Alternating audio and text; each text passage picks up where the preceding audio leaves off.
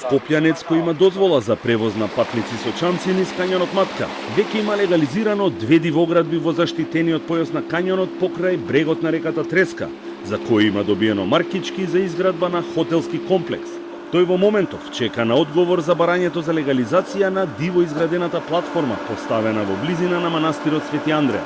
Станува збор за Амет Саиди од скопското село Глумово, кој според јавно достапните податоци на катастарот се јавува и како собственик на 2 објекти на парцелата 1480, која се наоѓа во заштитениот појас на кањонот, на потегот кон пештерата Врело. Според документите со кои располага Телма, објектите се легализирани во септември 2015 година, а се впишани со маркичка B46, која предвидува изградба на хотелски комплекс. Објектите се легализирани, бидејќи заштитеното подрачје на Матка не е мапирано и постои само на хартија.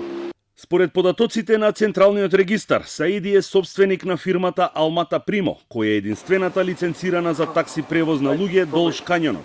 Фирмата е основана во 2009 година, а Саиди станува собственик и управител во 2013.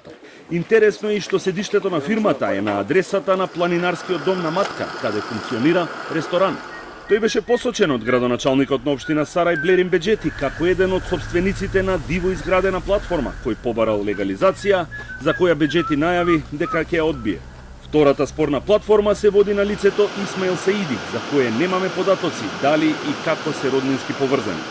На потегот до пештерата Врело има 5 нови и луксузни викендички, со чардаци и летниковци, а некои имаат и платформи за полесен пристап. Кои се собствениците за сега не е познато, но од слики и видеозаписи постирани на социјалните мрежи може да се забележи дека роднина на поглаварот на ИВЗ често престојува во една од нив.